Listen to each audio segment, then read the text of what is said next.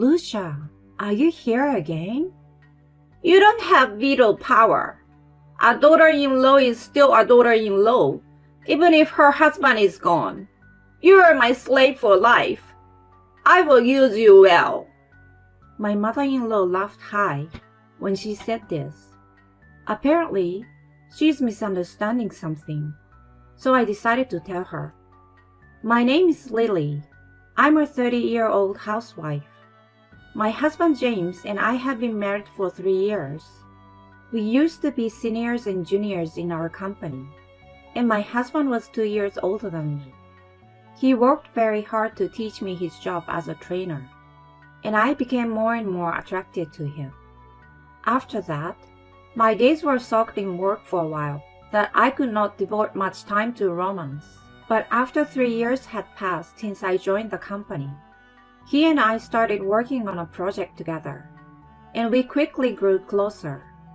During and after the project, we started going out for drinks after work together. And then, we started to go out on weekends as well.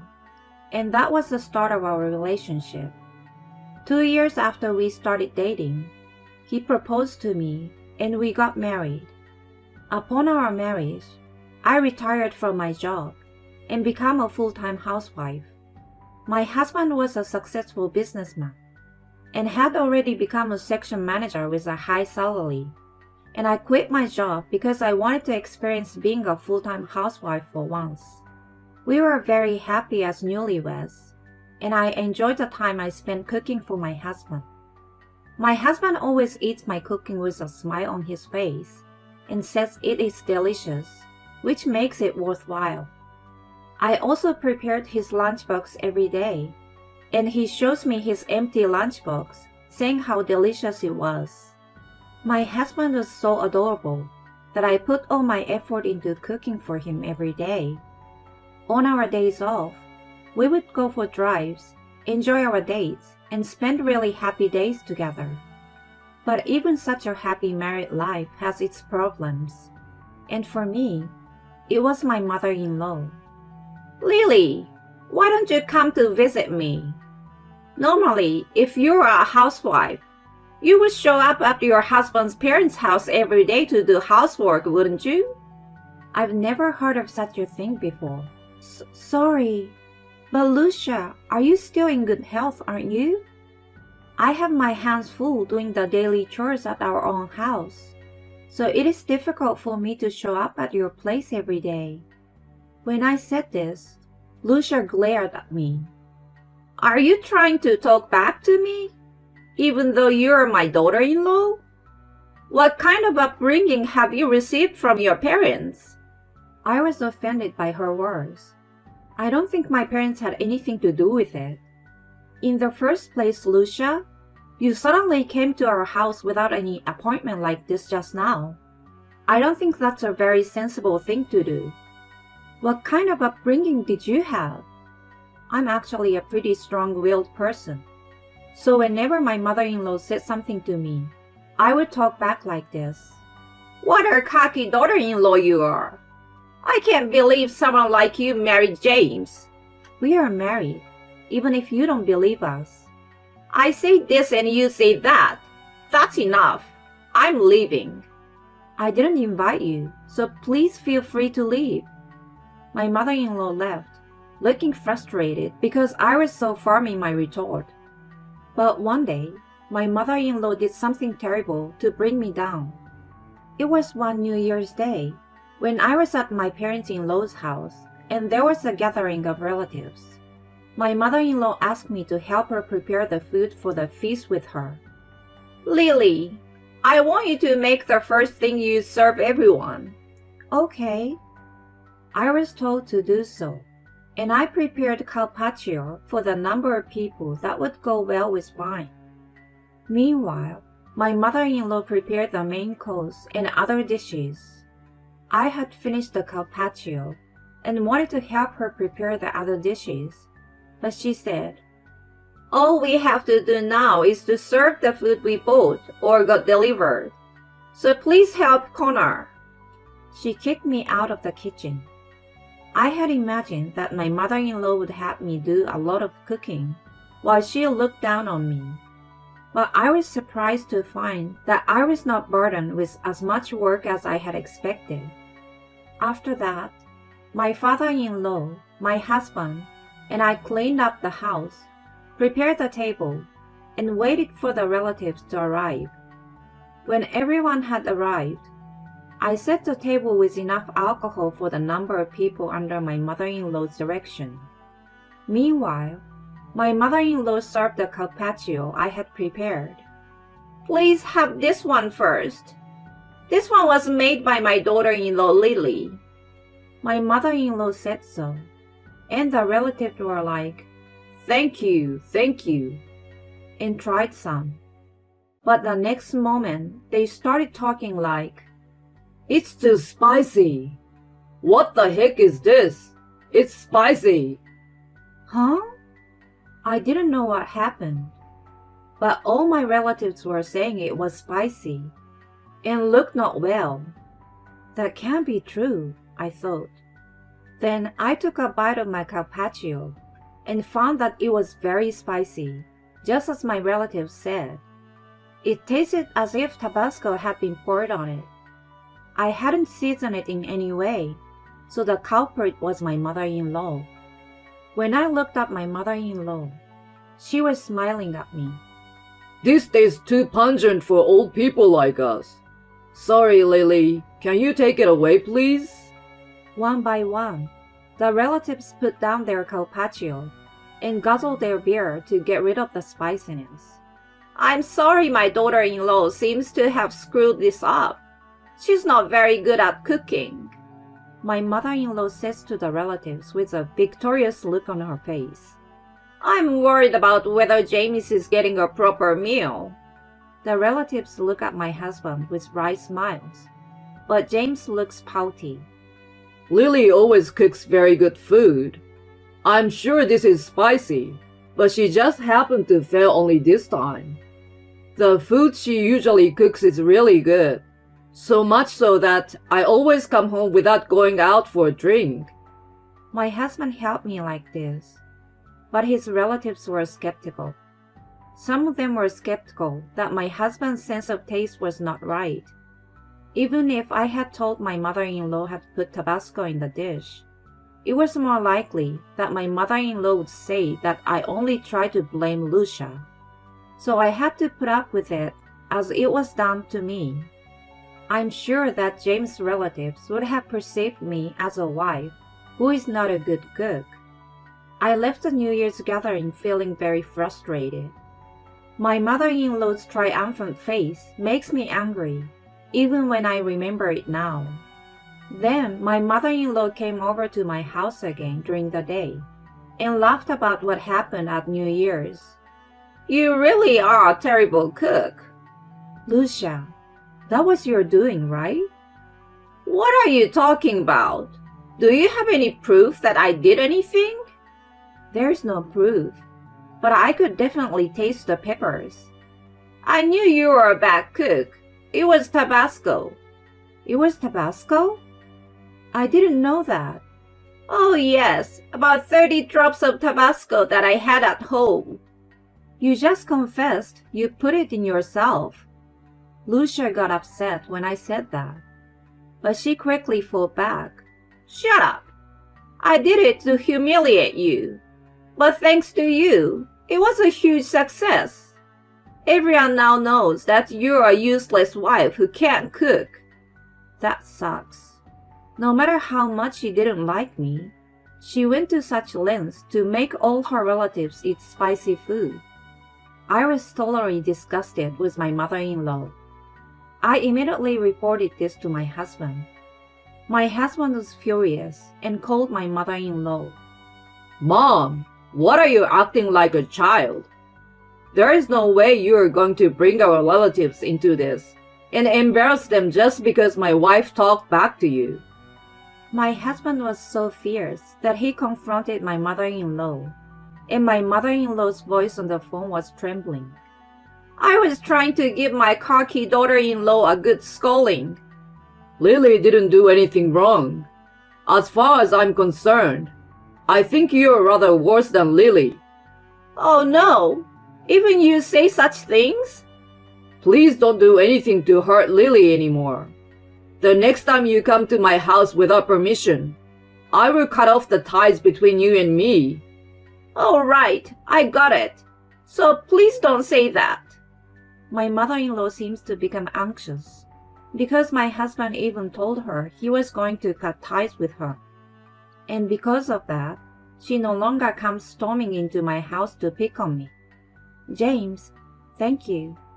I'm sorry I didn't realize it until this happened.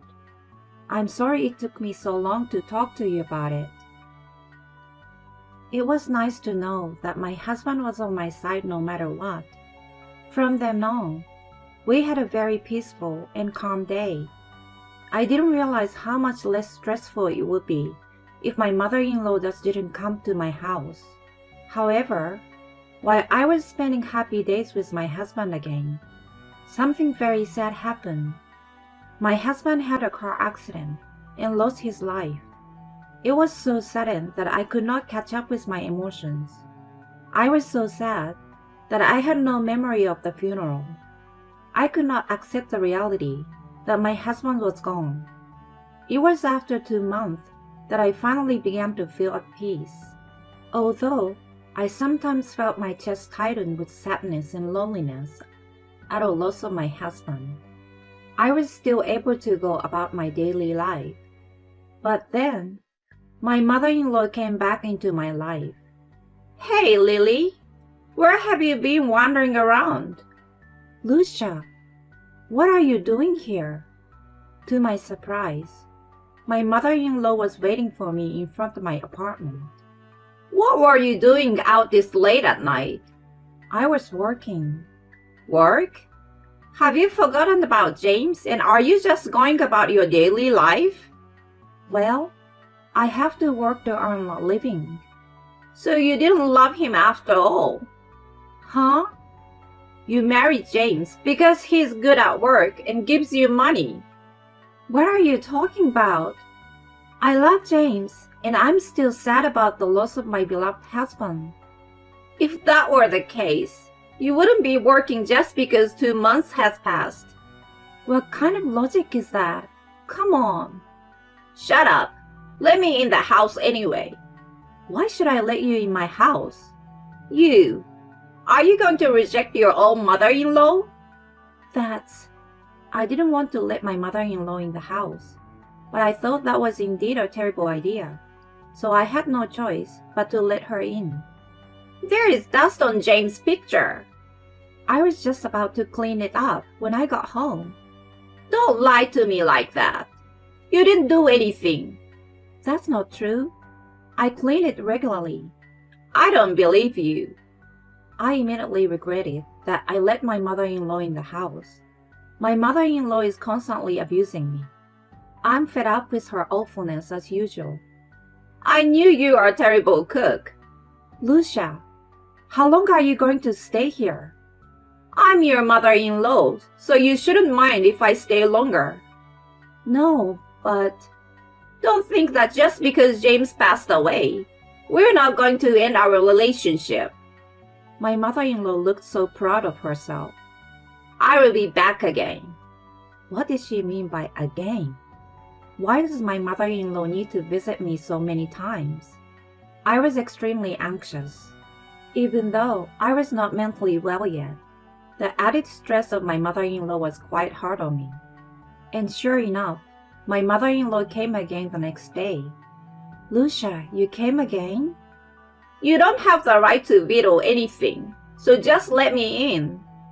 I knew I had to protect myself, so I didn't let my mother-in-law in the house. Let me in, you little brat. My mother-in-law kept knocking on the door, but I ignored her.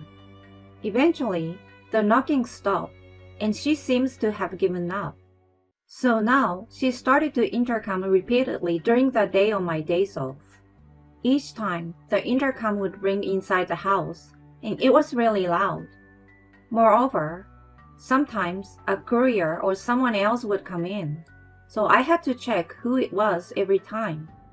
Also, When I let the delivery person in, my mother-in-law came inside the apartment with him. And then, saying that I'm her relative, she comes into my room without my permission while I'm signing for the delivery. Hey, Lucia, please don't break into my apartment without permission. It's okay. I'm related to you. Even if my son is gone, my daughter-in-law is still my daughter-in-law. You're my slave for life, and I will give you a job. Saying that, my mother-in-law laughs out loud. But don't you need to take care of Connor? I don't have a problem if I don't take care of him for a little while. He's about to die anyway. That's terrible. In fact, my father-in-law has been suffering from a limp for about a year now, and is in need of nursing care. I was told that my mother-in-law is taking care of him, but considering the fact that she keeps coming to my house like this, I worry that he's not being taken care of at all. No matter what, I have to stop my mother-in-law from coming to this house again and again. So I thought about if there is anything I can do to stop her. So I decided to ask my lawyer friend. Then, she gave me an advice. That way, I would not have to worry about my mother-in-law following me around. And my mother-in-law came again, without learning her lesson. Lily, here I am again. Let me in and get me some coffee and snacks. My mother-in-law says this over the intercom, grinning at me. I won't let you in the house anymore. I'm already a stranger to you. What are you talking about? I told you before. Even if my son died, my daughter-in-law is still my daughter-in-law, which means we are family. I told my mother-in-law, who is misunderstanding something, a certain fact. I'm sorry, but I'm no longer married to James. No, that's not true. You can't get a divorce. You are still married. Have you ever heard of something called a marriage termination certificate? You don't know, right? A termination of marital status notification is a divorce from your spouse after the death of your spouse, legally severing your relationship with your in-laws, or for me, Lucia and Connor. I have filed that notification, so I'm now a stranger to you. Huh? I don't approve of that. First of all, you can't submit such a thing without my permission. No, I can submit it as long as I'm willing. It doesn't matter whether you approve or not. In other words, I have no more obligation to let you in my house only because I'm related to you, and I had no choice to back them. Don't be silly. Just let me in. Give up and leave. If you insist on staying any longer, I will call the police. The police? My ex-mother-in-law reacted to the word police. That's right. A complete stranger is persistently pressing the intercom, so it's no wonder I would think you're a stalker. Stalker? Please leave now. If you don't leave within 10 seconds, I will call the police. 10, 9, 8. Wait a minute. I'm leaving. Saying this, my mother-in-law hurriedly opened the entrance door and left the apartment entrance. Apparently, the word police had quite an effect. However, my sanctions and retribution against my mother-in-law did not end. In fact, I recorded a few conversations with my mother-in-law during her frequent visits. I had recorded her saying that my father-in-law was going to die anyway. There was also an audio recording of my mother-in-law confessing to putting Tabasco in my carpaccio at the family gathering, which I thought I would never have a chance to use. I sent the data to my father-in-law. Although my father-in-law has a limp, he can use a computer, so he does email and play music and videos in his room. When I sent the audio data, my father-in-law seems to have listened to it immediately and called me right away. I'm sorry about everything my wife has done to you until now. Leave the rest to me. Also, I heard that you filed for termination of marital relations, and I think you made the right decision. I'm going to end my marital relationship with that stupid woman too. My father-in-law laughed and hung up the phone. After that, my father-in-law was so furious with my mother-in-law that he confronted her with the divorce papers. My mother-in-law was pale when she heard the voice data I had sent to my father-in-law. And when she was divorced, she cried and begged him not to abandon her. If she was going to beg him like that, I wish she hadn't said anything bad about my father-in-law from the beginning. Well, I guess people who are not very smart don't understand such things. Then, my father-in-law kicked out my mother-in-law and even talked to his relatives to clear up the misunderstanding about the carpaccio at that time. After Connor divorced Lucia, Connor sold the house and went into a nursing home. My father-in-law has been nice to me all the time, so I regularly showed up at the facility to give him updates about me. My father-in-law seems to be happy when I come to see him, and he says that the facility takes better care of him than when he lived with my mother-in-law at home, and his health is better than before. As for my ex-mother-in-law, she was kicked out by my father-in-law, and even more so by her relatives, who cursed her for making them eat spicy food to spite her daughter-in-law. And now she lives a poor and lonely life, working part-time with no one to rely on. It's all self-inflicted, and it's a really nice feeling. I, on the other hand, am now back at the workplace of my former employer and have recently been able to participate in some major projects. I worked hard, remembering the days when I worked with my husband. I think I will continue to work hard for a while and gradually get used to life without my husband. I wonder what kind of nerve she has to come back to pick on her daughter-in-law, even after the death of her own son. Still, it was a relief to see her mother-in-law fall out of line when she was finally sanctioned. I'm glad her father-in-law was on Lily's side.